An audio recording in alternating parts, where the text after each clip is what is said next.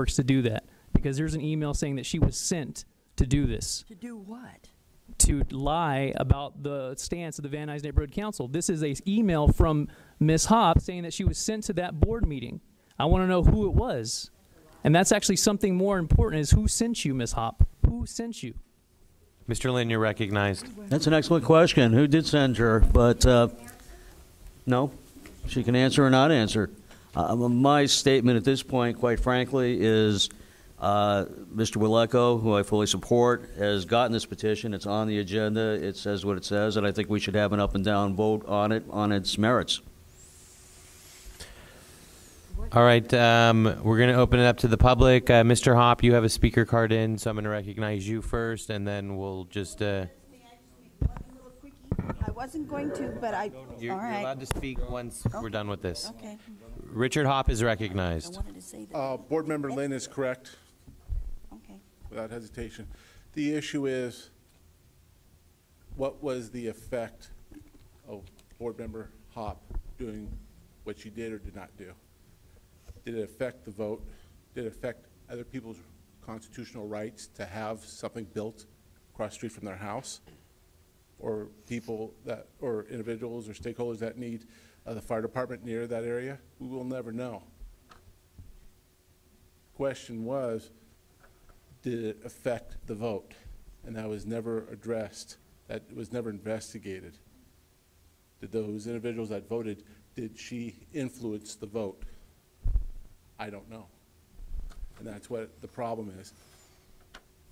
One key factor that was on the audio, if it was verified, is the word we. If it said the word I, that's something different, but it said the word we. And it affected this board's character and branding if it did affect the vote. And that's a very important issue to look at. I don't take it personally what she said about me. It's a memory. I don't care. Nothing new. It was But the issue is, did it affect the vote? And if someone says, oh, well, she should just apologize, but it affected someone's rights, someone's property values,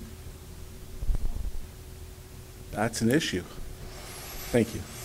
Thank you, Richard. We're just going to go down the line here. We'll start with you. Well, I totally agree with him, what he just said. We all know how hard we fought, and we had to do it 2 times. And then to find out, I heard that recording, and she went out, and exactly what he said. She said, we. And did it affect Do you know the who the vote? we is? Yes, it could very well have affected the vote. And it's like, how can we trust you guys? And what, you have 1 strike, 2 strikes, 3 strikes? There should be no strikes. It's like that affects us immediately. So we have to sit here and listen to you guys say, well, 3 strikes and you're out. It doesn't work. I think it's completely unfair. And for you to select the people on your board, you shouldn't have to worry about that. It shouldn't even be a concern.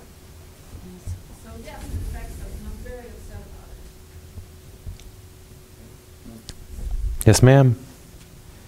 I have a great issue with this because, first of all, I think that this House has. Excuse me, we can't hear you. Yes. My name's Michelle Davis. I think that Ms. Hupp has totally mischaracterized the people who have disagreed with her on this issue with the fire station, and because she didn't like the way the vote went, she, in the recording, says these are mean people, they're not very nice people. We're just people who have disagreed with her on a specific issue. But more importantly, that issue came to a vote before this council. And when it did, it was voted that the council would draft a letter in support of seeking an alternate site for the fire station. Nowhere in there does it say that she should go rogue and go to a planning commission meeting and totally misrepresent what the stakeholders and the council have determined is our course of action. So there's no way of really knowing what kind of damage could be caused by that. But The point is that if she's an elected official and she should be held to a higher standard, that to me is not a high standard at all.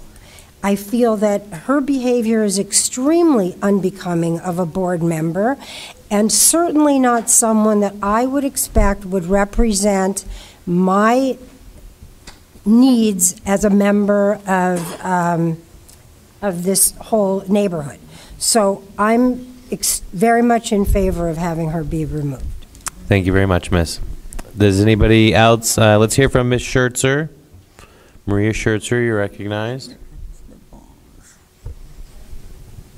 Yes, I just want to say that Board Member Waleko submitted a survey into the council file 13-1103 that's regarding the fire station.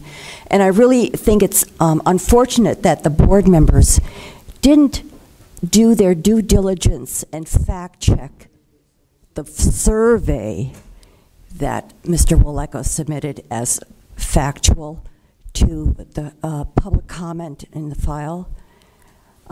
He stated that he and some individuals went out and conducted a survey within a 1,000-foot radius of the proposed alternative site. And he submitted a petition signed by approximately 30 people, supposedly within 1,000, comprised within that 1,000-foot radius. And I had pointed out to you previously that a 1,000-foot radius would have gone somewhere beyond Hamlin, nearly to Van Nuys Boulevard, to Kester, and a few blocks south of Friar. Whereas his survey of some 30 signatures was only really from Friar Street, approximately 12 to 15 addresses. 4 were against, 26 were for the alternative site, and he did admit that 2 didn't care because they were part of the church and they were leaving anyway and didn't live around here. They lived in Arleta and downtown Los Angeles.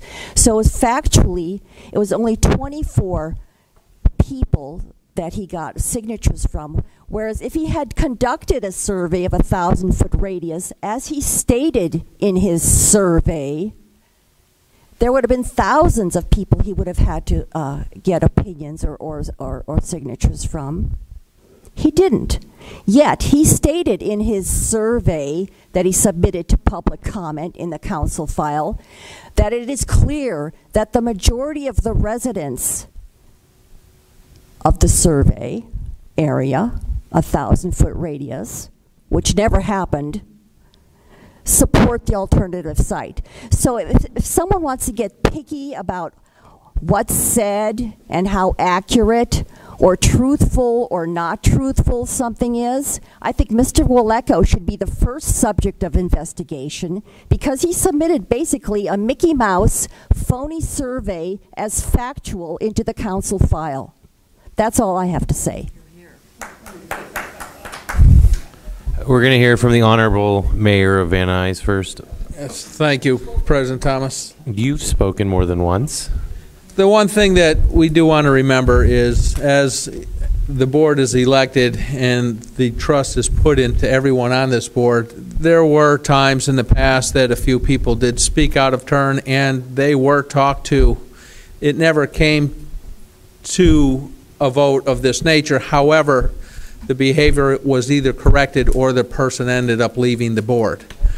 The way I'm understanding this is an ongoing issue with apparently Ms. Hopp with the way she conducts herself, sometimes speaking out of turn, representing the entire board, as it kind of threw me back when it was we, meaning the entire board of Van Nuys. And you cannot go back next week and go to a meeting and change the bylaws. The bylaws get changed every 2 years and they need to be approved by Dunn, regardless of you submitting them until they have that stamp of approval. So you have to do your due diligence and follow the bylaws. And the bylaws say no censuring.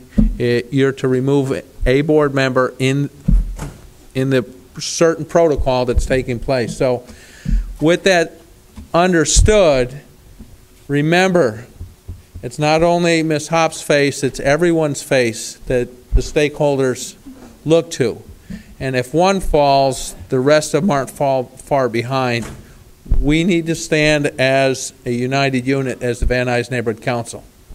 And the best thing I see is when I watch the news, I always see the part of Van Nuys, with the sheriff's debate with Tanaka down there. They always had the Van Nuys poster right behind them. So it always made me feel proud that, at least they're using the Van Nuys Neighborhood Council as a backdrop. So think of that on your vote. It's either yes or no, but you should follow the bylaws the way it's set forth.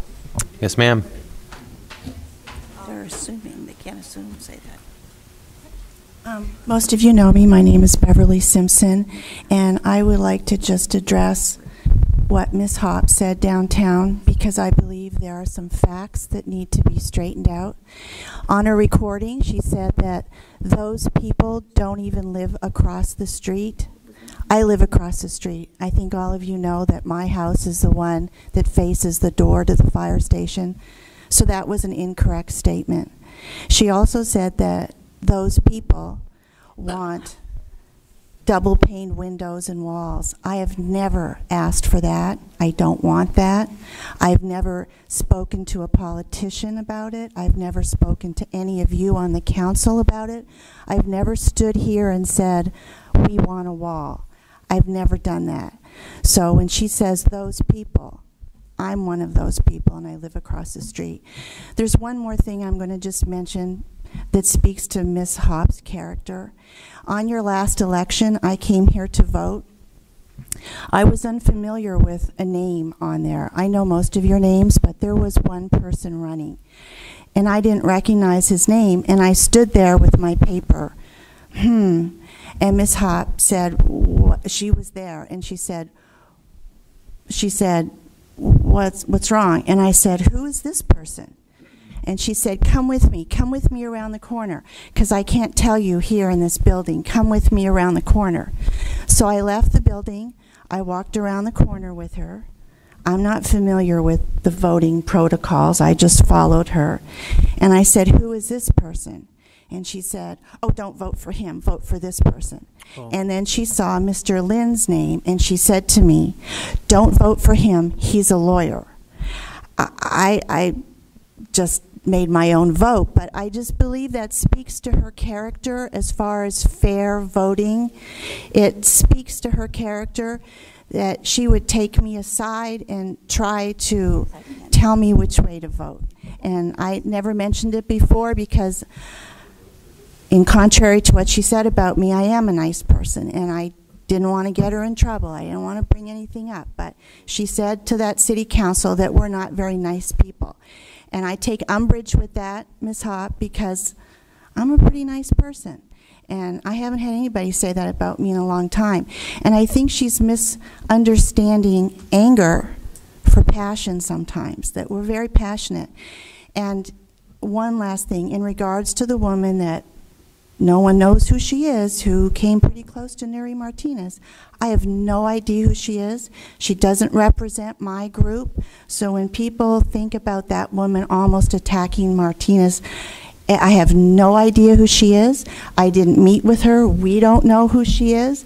So again, we're trying to get straight facts, that's all. So the fact is, she is not part of our group. We have no idea who she is. She may have even been hired by an outside source.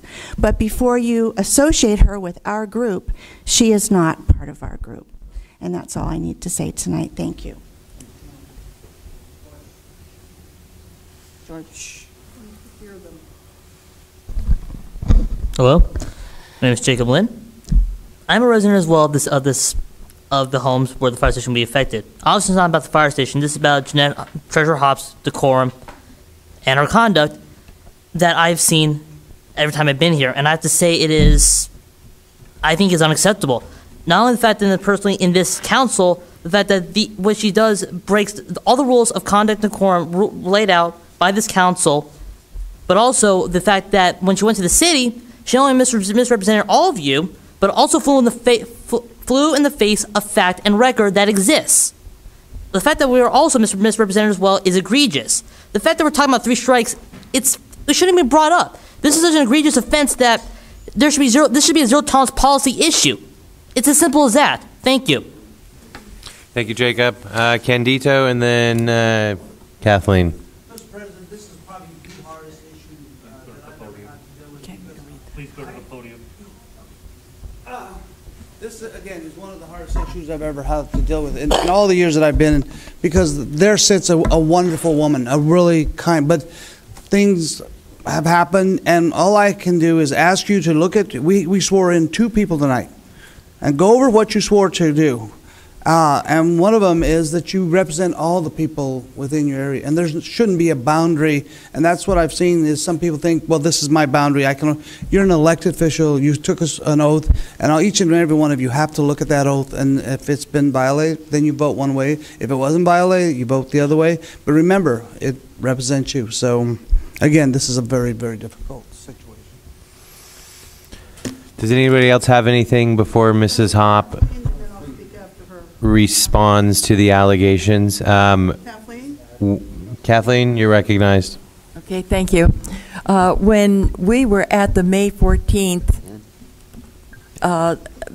meeting, Miriam Fogler, myself, my buddy over here, and there were a few others that were there. But when she was saying we all came together. Monica was there, and so I mean, when she's saying we, and I was and am 100% for the fire department being over on Oxnard, 100%.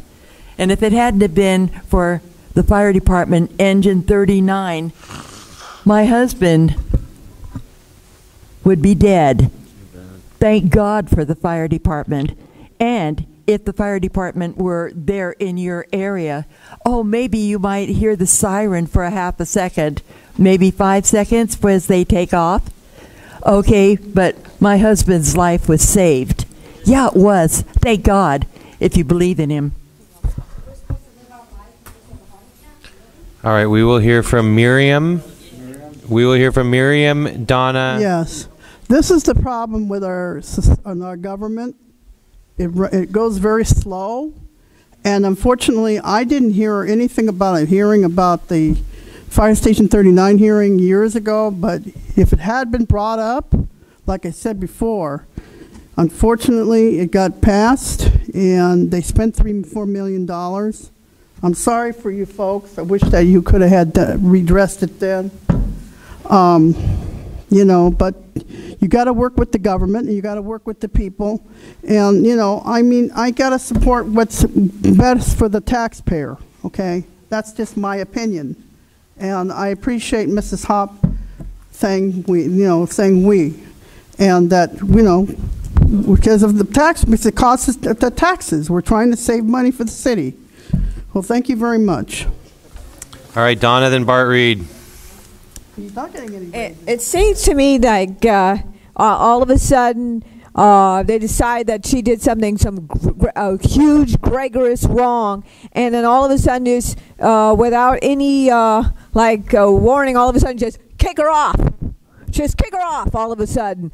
I mean, I don't understand how this is going. I mean, anybody's going to, pretty soon is going to be kicked off if they accidentally said majority.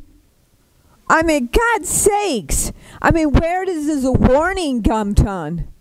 Where does this really discovering that maybe, hey, and if she did something wrong, get a warning, and so that then they'll know that, hey, I'm going to be real careful when when I'm made to go down as a budget advocate.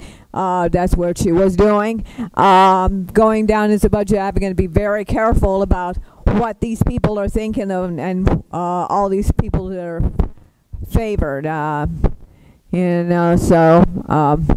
You just can't kick somebody off for one time going down, and you can't use previous times because that was not addressed. That was not addressed and brought down as a warning. So you can't say that she did something past, and maybe she did, maybe she didn't.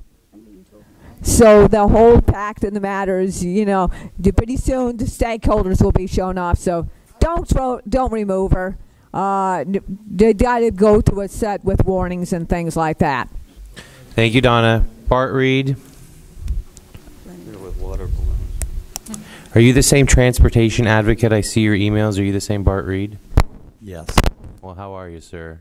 I'm fine tonight. There you go. In Washington, D.C., I lived across from the Lanier Fire Station. My room window, second floor window, was right outside the fire station. Busy fire station, runs all night and all.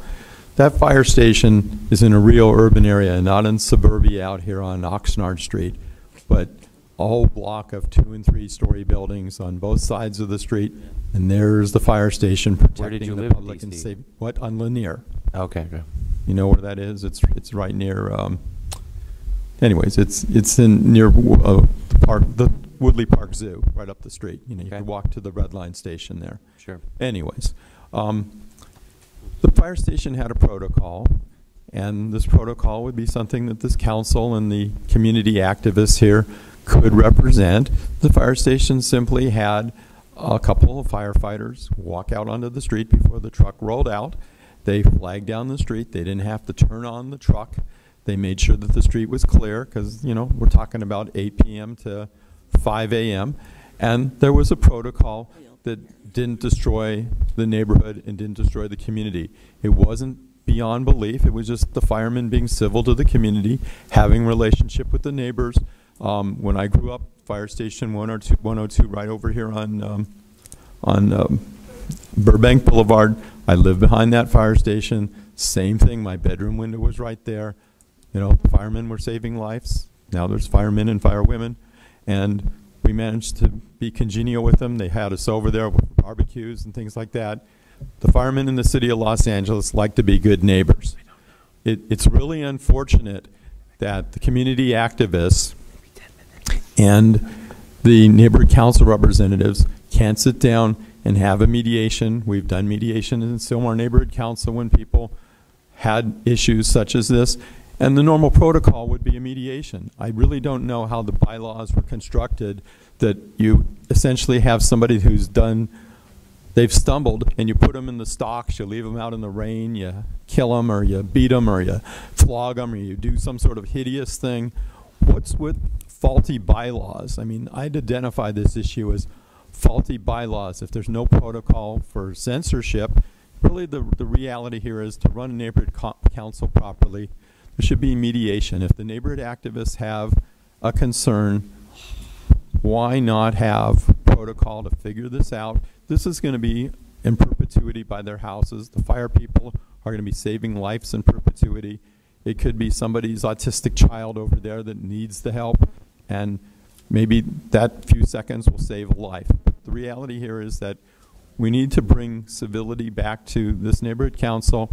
We need to have a set of rules, and rather than doing what I would call the Salem witch trial tonight, I think that Derek should rethink what he's doing, figure out how to have mandatory mediation between some of the neighborhood council members, and help Jeanette with the error of her ways. I didn't see anything so hideous in testifying. It gets passionate when lives are at stake. The police and fire in the city of Los Angeles, they're either revered, or in this particular case, there's an exception with the neighborhood activists, and that doesn't mean that we can't figure out a way to mitigate their concerns and not kill this neighborhood council. And I would really like to see that this thing go in a different direction. Thank you. Thank you very much, sir. Does anybody else have anything before Jeanette speaks? Yes, sir. And then Jacob will follow up with you, and then... I wasn't, my name is Dick McGarvin, and I wasn't going to speak tonight because I think all the points have been very well made.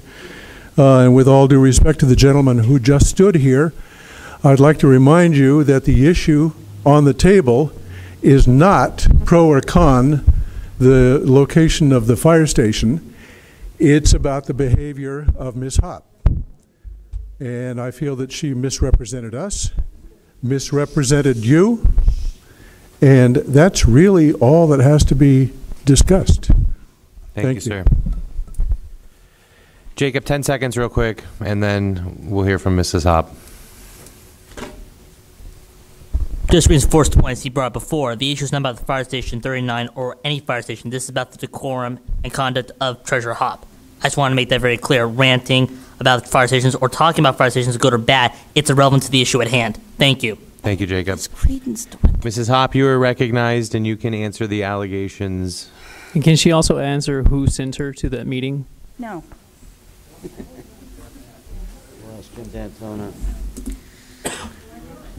The lady of the hour.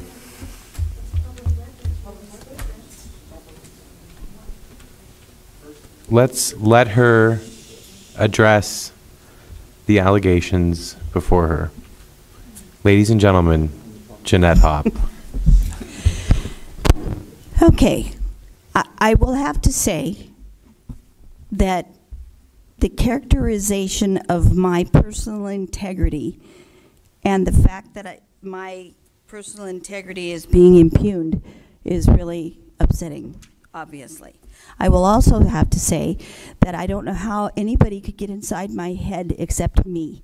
When I said we, they're assuming that I said we, meaning, and I said we because it was Miriam and I and Kathleen with whom I was there speaking about.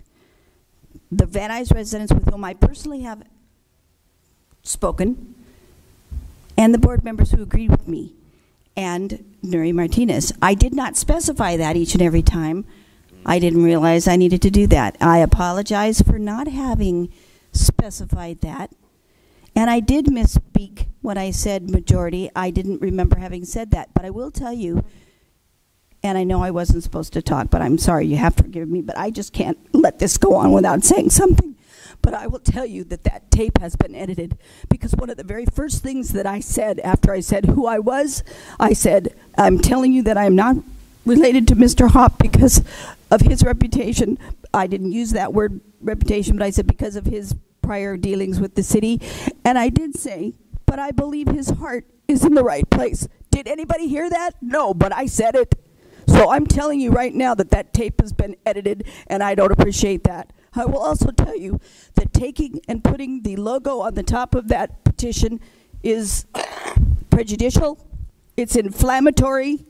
It is libel and slander. When you say that I out and out lied, I will tell you that at several meetings, and when I said people weren't nice, I meant just exactly what I said. I was sworn at, and at the last month's meeting, Marilyn Havard spoke up and said that she witnessed it on many occasions and that it was very disconcerting and disruptive and annoying, and she didn't want to see it happen anymore. That's what I was talking about, because I saw it, I heard it, and it was very disruptive and annoying to me too. And if you think it's okay, Derek, then I feel sorry for you. And I will tell you, we are not friends, and I told you that because of what happened after the election and the texting back and forth. And you know, when I was called a very nasty thing, and I walked up to you and told you and asked you if you heard, and you denied having heard it.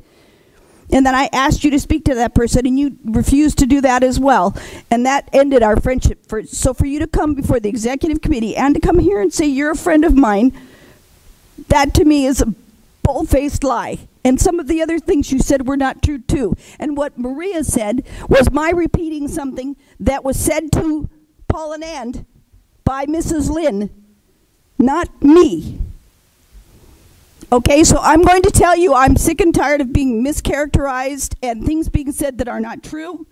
They don't agree with me, that's fine. But for me to be thrown off just because I didn't vote the way they wanted, we all know that's exactly what this is all about. And for them to say there's all these other things that have nothing to do with what I've been doing is wrong.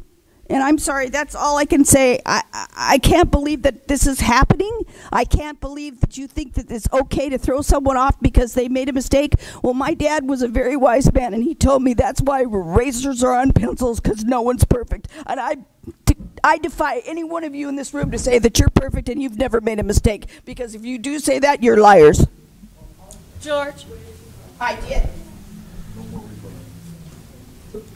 George. I apologize for having misspoke. Did you not hear that? Not call for the vote. No, you know what? I think everything has been said, and for 8M, the removal of board member Jeanette Hopp by a recorded vote. Oh, give me a break. Let's leave all of this behind. All right.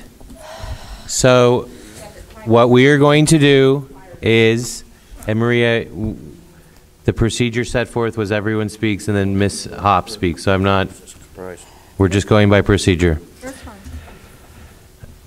Let me state as the president of the council and the chair of the committee on the whole that, and there's nothing special in the way I'm going to vote, but I would hope that we give any and every board member the benefit of the doubt, okay?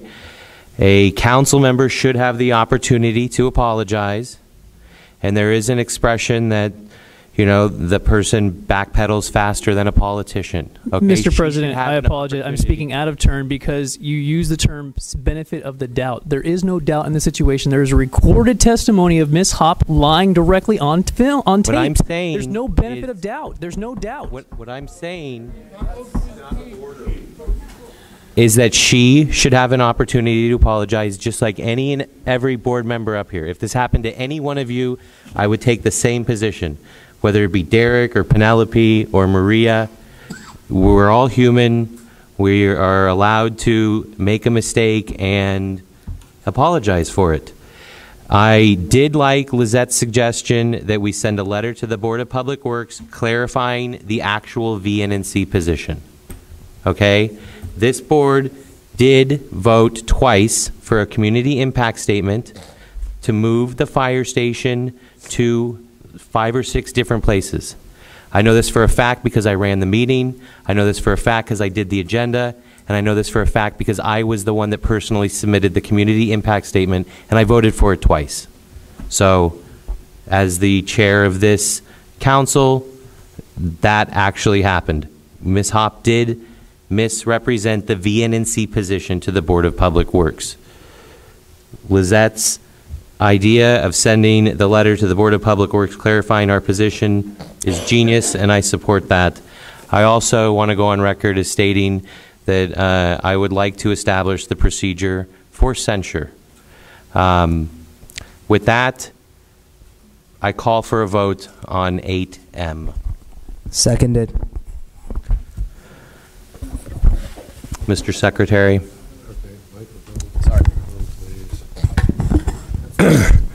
President Thomas. I vote no on the removal of Mrs. Hopp. Vice President Benjamin. No on the removal. Okay, Secretary Hendry. I will vote aye.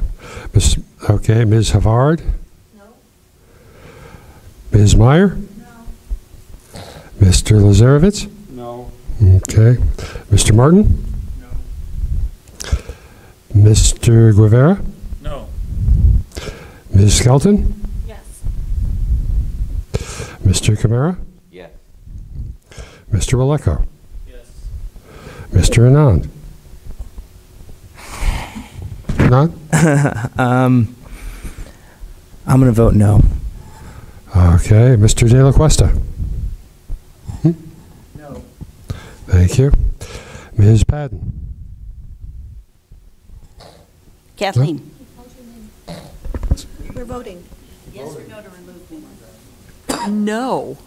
Thank you. Mr. Lynn. Yes. Mr. Luna.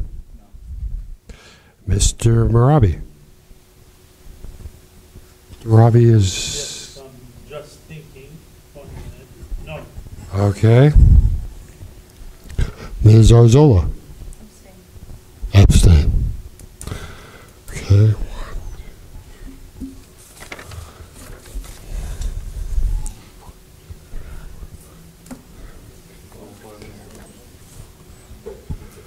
I count 5 aye, 12 no, 1 abstain. It fails. All right, moving on. 8N. The VNNC to establish a standing rule which states as follows. A Van Nuys council member may at any time represent their own opinion, their position on an issue, or how they voted on any particular item, provided they are only representing themselves as a single individual Van Nuys council member. Mr. President, may I make one request? Is that there are a bunch of people here who are here for planning and land use issues who have been waiting for patiently. Okay, here's through what all we'll this. do. We'll get past the standing rule and then jump into the plum stuff. Okay, very good. This standing rule will be a great clarification as to what we can and cannot do, and this actually came about by what has happened in regards to Mrs. Hopp. Once again, the VNNC to establish a standing rule which states as follows: a Van Nuys council member may at any time represent their own opinion, their position on an issue, or how they voted on any particular item, provided they are only representing themselves as a single individual Van Nuys council member and not as a representative of the board as a whole.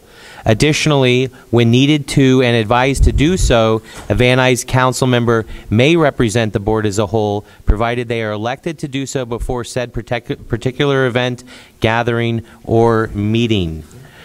Background: organizations sometimes adopt rules of procedure that add to or vary from the rules of parliamentary law as stated in their parliamentary authority. The rules that are intended to stand until revoked are termed standing rules. Organizations have the right to adopt special or standing rules by majority vote without notice and to abolish them in the same manner. Do we have any discussion or debate on the standing rule? Very good. Without any objection, I make a motion that we adopt 8N as is. All right. Do we have, yes, ma'am. Yes, I would like to say I'm absolutely greatly appalled by what you guys just did. It totally, I don't think I want to come back here anymore because I can't take you guys seriously. That was a very important meeting. Whether she planned to say that and then backtracked, you don't know that. Okay? So to hear you guys say that makes me think, well, anything can happen here, you know, there's no trust. It's like 1 strike, 2 strikes, whatever. She could have planned this. I'm not saying that she did, but she could have. And just twisted the words around. Maybe she had that all thought out. But it doesn't matter. She said we and not I, whether she meant her friends or not. That was a very important meeting for us. That was a very important vote. We fought very hard for this 2 times, not 1 time, 2 times. And she goes down there and says that is just unacceptable. I'm never coming back here again. Ma'am, I believe that that's what this next thing's about. That's what we're about to discuss now. 8N has, I put the motion to adopt 8N in the language as is. Council member. Yes, Miriam. Yeah. Huh? Yeah, of course. I think it's a very good thing to have a standing rule because, you know, you never know when it's going to be a rainy night or a rainy day. It's necessary, okay? So I'm for it, and this is a very good move on the part of the neighbor council. Thank you. Thank you, Miriam. Okay, we have to listen. We have to take. Okay, their only public take a comments. moment. Yes. Okay, I also think it's a good idea because we really need to come by and say exactly how, what we can do, and I think it's a good idea. The people will know if they say it's in my opinion. I belong to the Van Nuys Neighborhood Council, and it's in my opinion.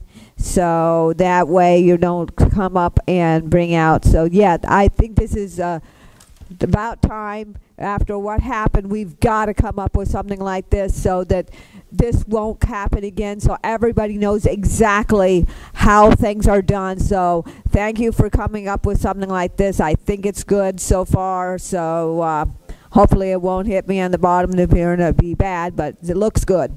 So thank you. Thank you, Donna.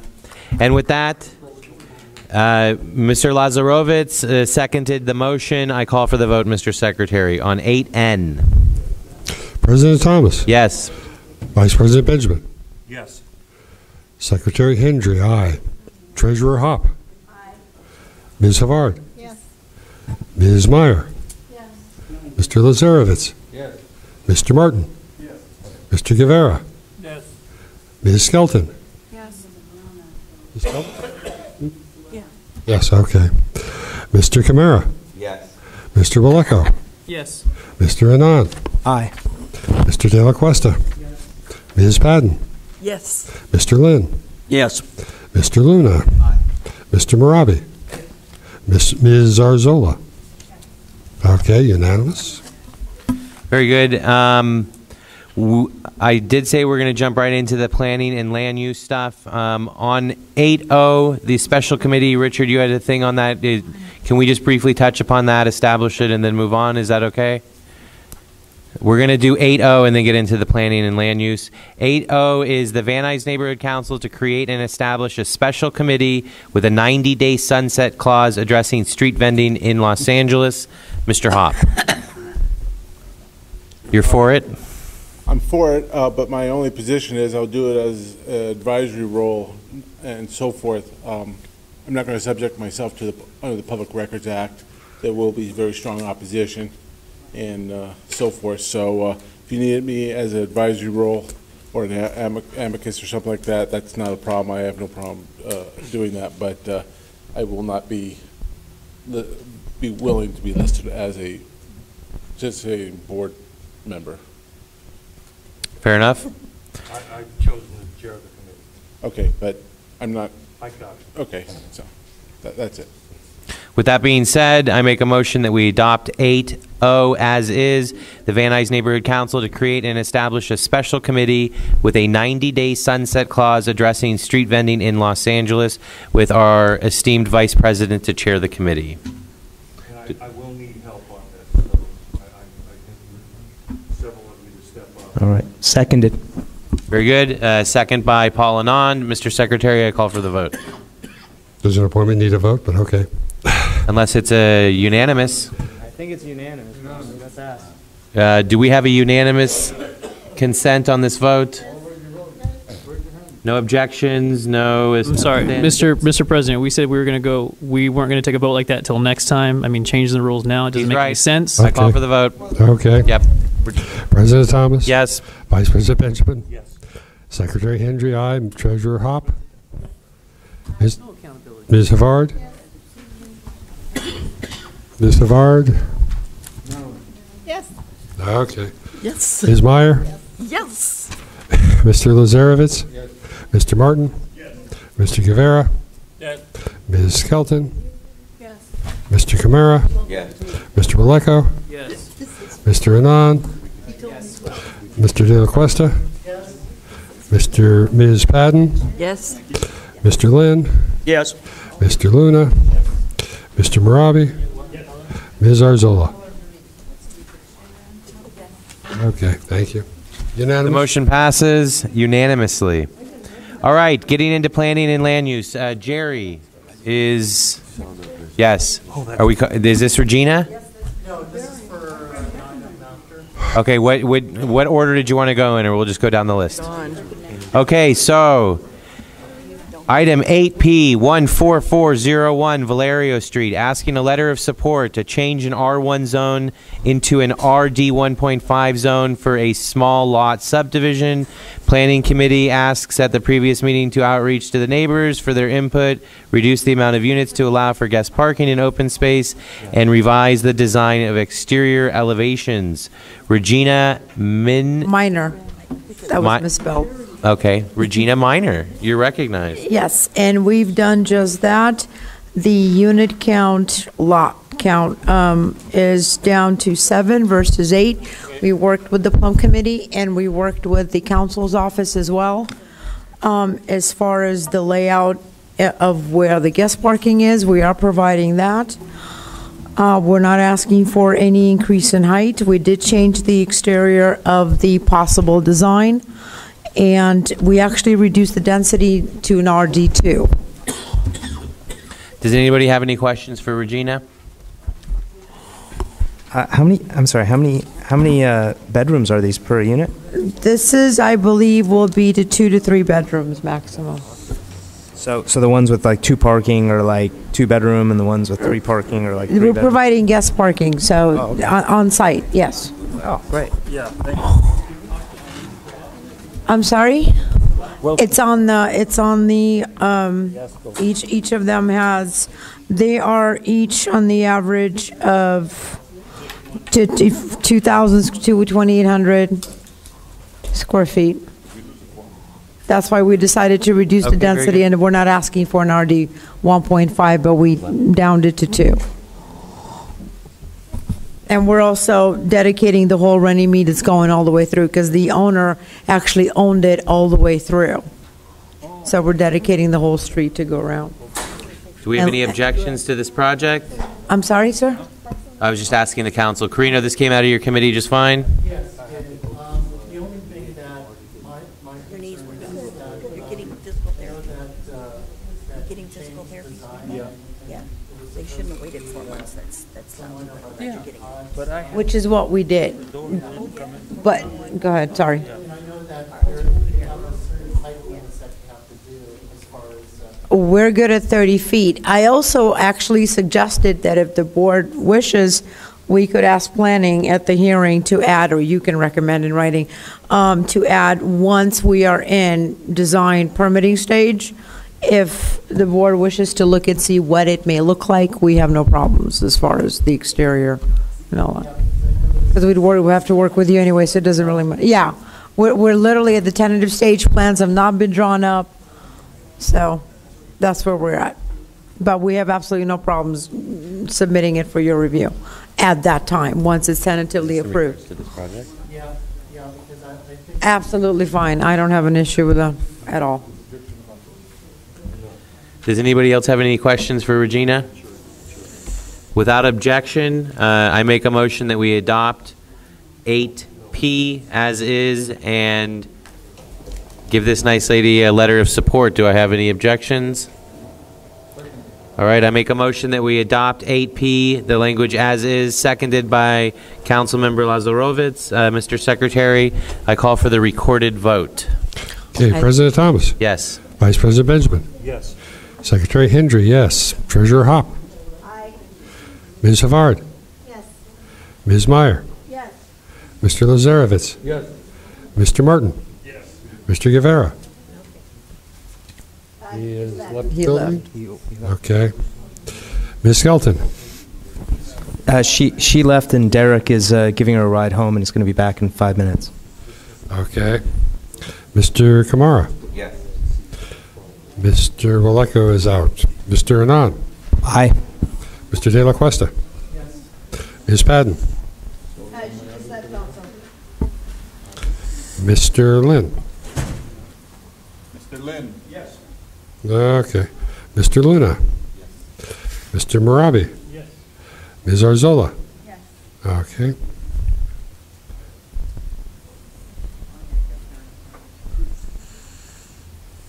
I still count 15 present, so we're getting closer to the quorum, but that passes, yes. Very good. Thank you. I'm glad I stayed. There it is. Carino, give me the language and we'll get the letter done.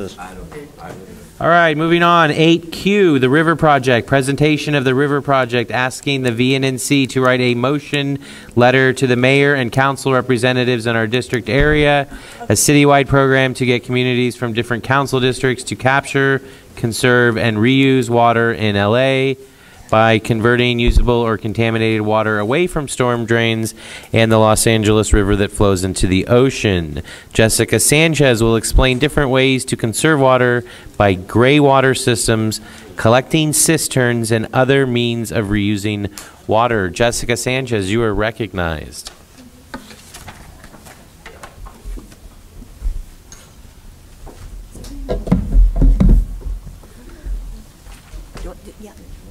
Hello, I'll try to keep it short.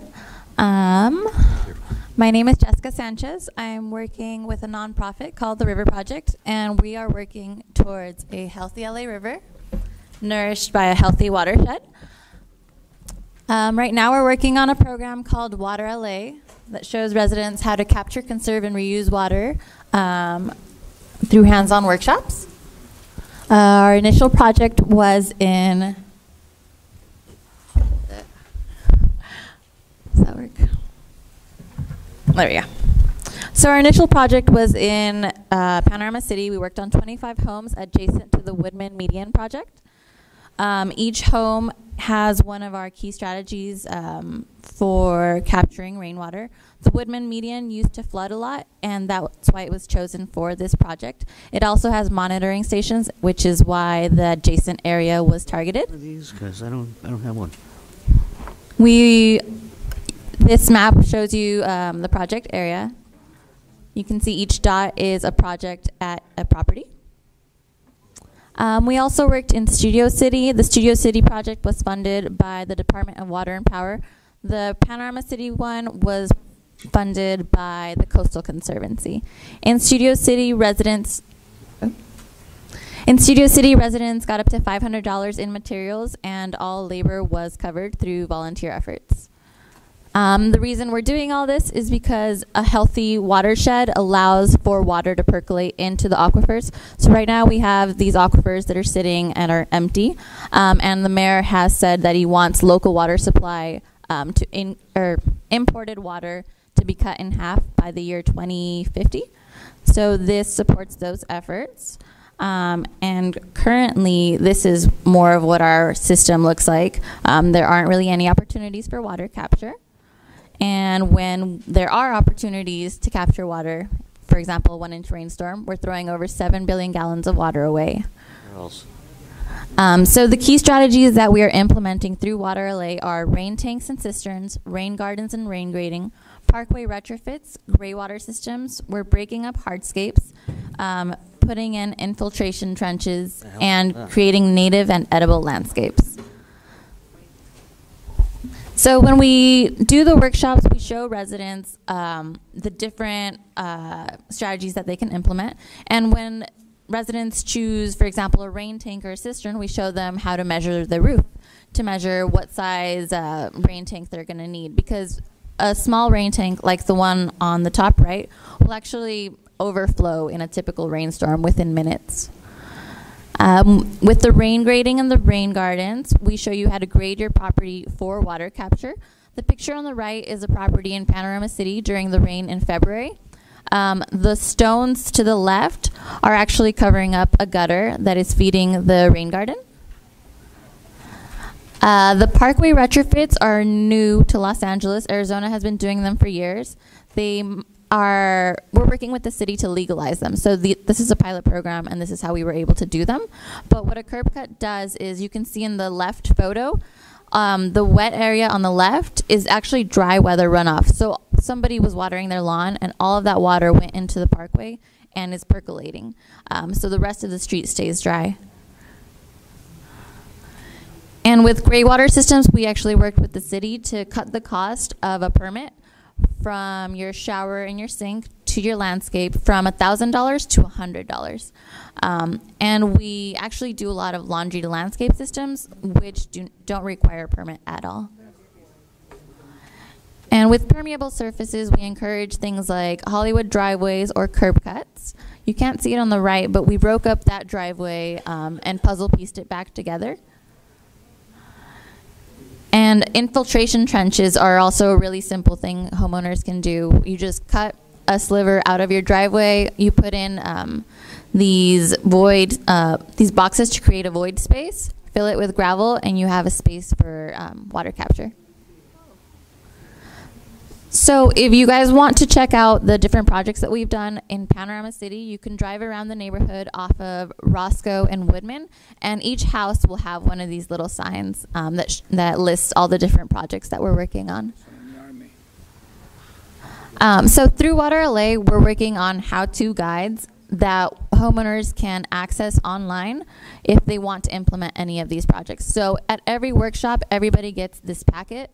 And then after the workshop, we ask for feedback. What did you understand? What could we do better to make this a simpler process for you? And this is an example of something that you would find in that packet, for example, for a gray water system and a curb cut. So we're not only doing these workshops, we're working with other nonprofits, other organizations to create this online hub for everyone to come to when they want to implement one of these projects. We want Water LA to be the central location for this sort of work. And these are some of the organizations we're working with. So we're coming to the neighborhood council to ask for a letter of support to the mayor and your council members saying, yes, we want to see some of these projects in our neighborhood. We've already been working in Panorama City and Studio City, and we're looking to get this into every council district. So, you have a card so I can do it? yes. One of those things where you show the gravel, I see that in Reseda. Yeah. I'm pretty sure that's what that is, because they're making a little trench. They're doing that in Reseda right now. Yeah, a lot of people are doing these projects already. There's Yeah. an apartment building. And Santa Monica is doing something too. Yeah. Can I get your Amby, card? what is this? Yeah, yeah. We need to fill this one out too? Oh, Karina did? Okay, I'll fill it out. Does anybody have any questions for Jessica Sanchez? Yes, Penelope. So we're going to different neighborhood councils and then asking neighborhood councils for their input to see which neighborhood, which streets they think these sort of projects would be best in. Because I'm in a historic neighborhood, so we have a lot of those driveways with the Hollywood driveways, and I would love to do that. Yeah.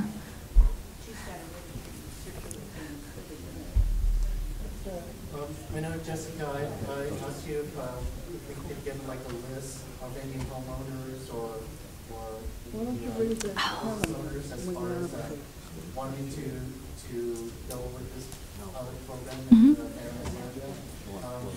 Can we still do that? Yeah, absolutely, absolutely. And I do have the motion, a copy of it, and so if anybody wants to see it, to look at it, and plus there's Oh, cool. Mr. Anand? Is this, so basically you're retrofitting to do like green construction, basically? Like right now you have rain gutters that are required to run off and go into the aquifer on new construction. So this would, basically you're retrofitting to do the similar process to existing properties? Is that what it is? Exactly. We're showing homeowners how to do it themselves. Showing them how to do it themselves. Okay. The workshops are all hands-on, so if you attend a workshop, you actually install a gray water system. Oh, okay. Yeah. Now, as opposed to getting from the city, you can get a metered gray water, like a gray water meter for like your yard and stuff. But you're saying you can circumvent even getting an LADWP gray water meter and getting. Yes, $300. I'm not sure about the meter. $300. Well, the LA City offers gray water. Okay. To water your lawn as well as part of DWP. Yeah, you can take what we're showing you how to do is take your own water that you've used and use that water. Oh, okay, it's very cool. So you can literally do your laundry and go outside and just see your things getting watered. Wow. Okay, that's great. That's probably a lot of runoff. Without objection. You have to change your soap. Yeah. Without objection, I make a motion that we adopt the language as is and support the letter of support for Ms. Sanchez. Second. Seconded by Mr. Luna. I call for the vote, Mr. Secretary. George. Yes. I just want to make sure that not the neighborhood councils to decide what streets and what people are people. I'm sorry, what's going on here? We're in the middle of a vote. We're in the middle of a vote. She wants to make she's asking her a question. Oh, okay. So they don't explain what streets are and which houses are fit to have the savings, right? I mean, it's up to the open to the public, right? Okay. All right, now you need to vote. Very good. Without objection, I call for the vote. I made the motion. Mr. Luna seconded it. President Thomas. Yes. Vice President Benjamin. Yes. Secretary Hendry, yes. Treasurer Hop. Aye. Ms. Havard. Yes. Ms. Meyer. Yes. Mr. Lazarevitz. Yes. Mr. Martin. Yes. Mr. Guevara is on. Okay. Ms. Skelton. Not here. Mr. Kamara. Yes. Mr. Willeko, not here. Yeah, you are. I'm sorry. He's back. He's back. Back, yeah. Okay. Mr. Anand. Mr. De Cuesta. Yes. Ms. Padden.